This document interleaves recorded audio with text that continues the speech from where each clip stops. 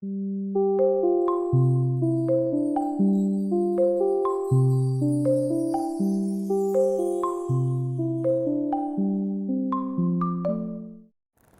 a tutti, benvenuti a questa sesta puntata del corso di formazione di didattica del contatto, ovvero apprendere le lingue attraverso il contatto transfrontaliero, che ricordiamo coinvolge ragazzi che frequentano scuole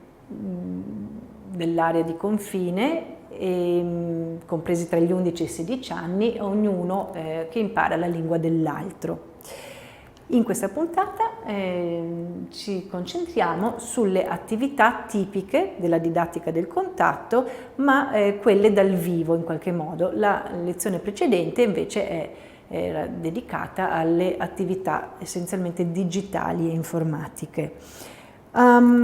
Le attività tipiche della didattica del contatto non digitali sono attività soprattutto di riflessione e di azione attraverso l'esperienza del contatto dal vivo.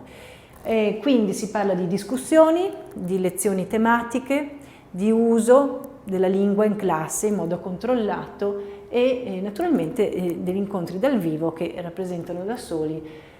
una collezione di attività. Le discussioni in classe sono veramente il fulcro di questa didattica e sono anche un'attività che coinvolge molto le insegnanti. All'inizio magari sono un po' più perplesse perché la discussione non è una tipica attività inclusa nel curriculum delle lingue straniere, per esempio, e invece le insegnanti scoprono che è un importante momento di apprendimento anche linguistico attraverso la consapevolezza di come vado a usare la lingua, perché, quali siano le sue funzioni.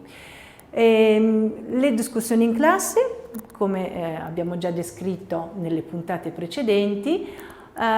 si svolgono in un paio di lezioni minimo, però se l'insegnante ritiene o se si è sviluppata una situazione di grande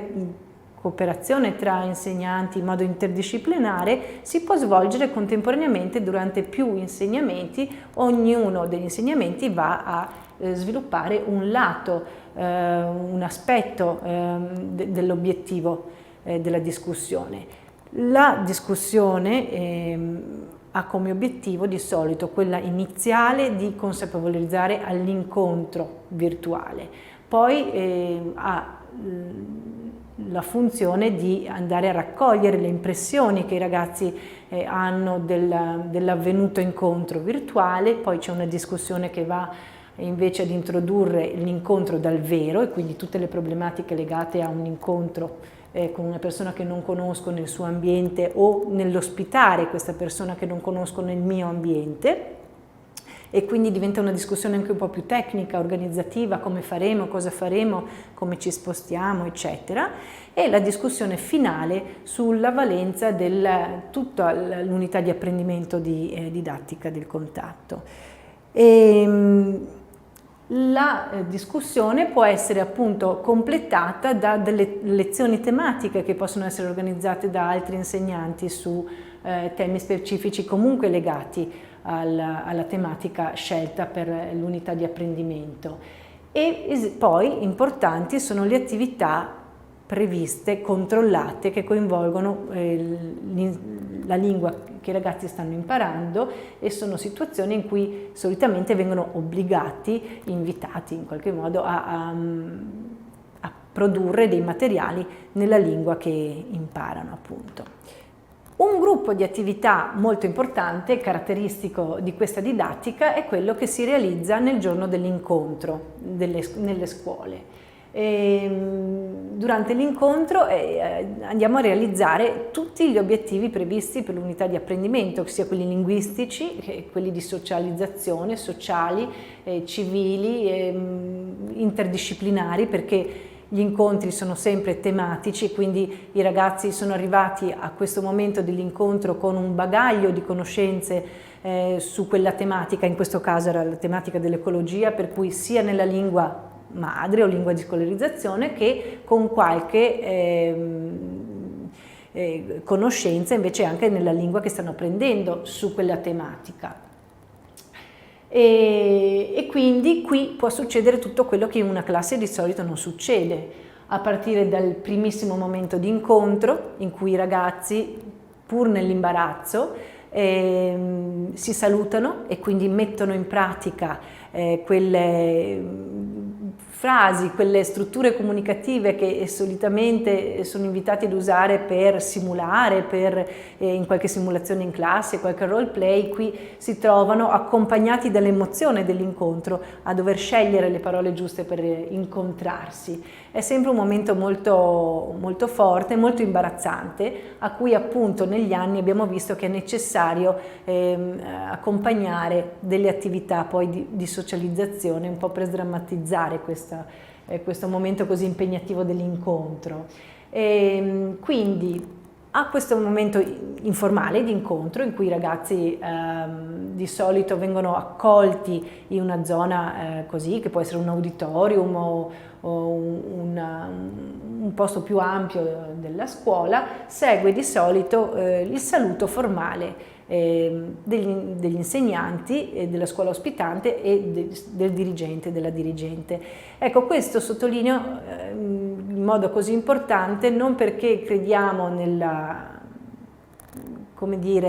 l'autorità è importante, ma perché i ragazzi vivono in qualche modo l'importanza del rispetto, l'importanza del saper accogliere con rispetto, anche con un certo grado di formalità, che vuol dire anche un certo tipo di lingua che con difficoltà troviamo nei libri di testo, per esempio. Quindi si abituano a un momento a presenziare un momento di formalità un po'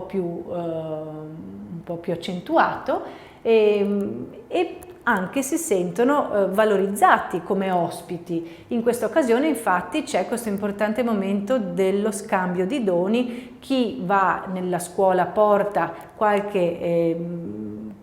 oggetto simbolico o prepara delle cose, degli oggetti da poter regalare alla scuola ospitante. E si crea una situazione un po' di presentazione attraverso oggetti simbolici delle due scuole. A questa attività, che si svolge in un misto di uso delle lingue e anche va a coinvolgere sia capacità di ascolto che capacità interattive,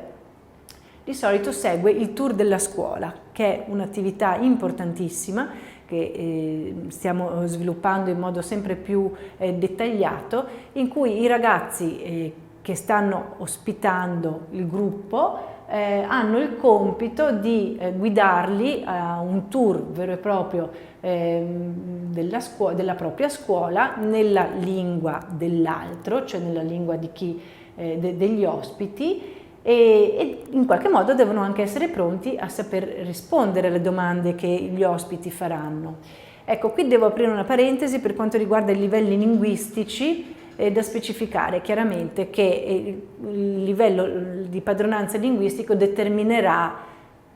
in qualche modo la difficoltà, il grado di complessità di questo tour. Nella nostra esperienza di Educa2 avevamo gemellate delle classi in cui i ragazzi che imparano l'italiano nelle scuole slovene hanno un livello di padronanza molto più alto rispetto ai ragazzi delle scuole italiane che imparano lo sloveno, e quindi andando nella scuola dei ragazzi sloveni è stato possibile avere un tour molto molto ricco in cui i ragazzi sloveni hanno messo in pratica tutte le proprie conoscenze dell'italiano, che non erano poche, e sono riusciti a strutturarle in modo molto adeguato anche agli interessi dei ragazzi, perché sapevano che andavano a preparare una cosa per dei coetanei, quindi hanno spiegato delle cose interessanti sicuramente, ed sono stati molto pronti a rispondere alle domande dei ragazzi italiani. E nel caso contrario, quando invece si verificasse una situazione di chi ospita che ha un livello di padronanza più basso, naturalmente l'esperienza diventa un po' meno complessa, però i ragazzi hanno sempre la possibilità di scegliere il loro codice linguistico e quindi di poter rispondere alle loro curiosità un po' con la lingua che scelgono al momento. Dopo il tour segue un momento di socializzazione ancora guidata, in cui i ragazzi fanno dei giochi insieme agli insegnanti ed è puro divertimento, anche un pochettino per poter completare quella situazione di conoscenza che si è avviata durante il tour della scuola. Ecco, il momento del tour della scuola è un grande momento di inizio di conoscenza l'uno dell'altro. I ragazzi cominciano a memorizzare bene i nomi, ad associarli alle chat con che hanno fatto, alla videoconferenza. Dopo un momento di socializzazione, che delle volte può anche finire in un momento di rinfresco, di merenda insieme, si va a fare un lavoro strutturato che dura di solito almeno un'ora e mezza, in cui i ragazzi, suddivisi in piccoli gruppi di 5 o 6, misti, sia italiani che sloveni, devono risolvere una serie di attività che vengono proposte attraverso delle schede di lavoro. Gli input possono essere dei piccoli video, come abbiamo avuto quest'anno, la presenza anche di rappresentanti di una importante azienda che si occupa di riciclaggio nella zona di Pirano. Hanno offerto dei video, dei cartoni animati, delle lezioni, e poi i ragazzi dovevano insieme a gruppi rispondere a delle domande e risolvere dei piccoli esercizi linguistici che poi si sono portati a casa e di cui potevano approfondire la conoscenza o anche ampliare. Questo lavorare insieme è faticoso, i ragazzi chiedono abbastanza aiuto agli insegnanti, ma poi pian piano si abituano a risolvere un po' tra di loro le incomprensioni o la difficoltà, si stufano di chiedere, quindi pian piano diventano bravi a cooperare a tutti i costi. E la cosa migliore di tutti in queste situazioni di incontro nelle scuole è quando si può anche uscire dall'ambiente scolastico dopo aver conosciuto esattamente la struttura, gli spazi, i tempi che caratterizzano quella scuola, poter uscire e andare a verificare in quale ambiente fisico, geografico, sociale sia inserita la scuola, sicuramente va a completare quell'immagine o quella conoscenza che ho dell'altro. In questo caso l'uscita è stata alle saline di Pirano e i ragazzi hanno veramente potuto completare questa lezione di ecologia, di rispetto dell'ambiente, di strutture legate a un'educazione ecologica, di strutture comunicative legate a comportamenti che dobbiamo mantenere in un ambiente naturale, protetto tra l'altro, e quindi si portano a casa un'esperienza veramente completa da tutti i punti di vista.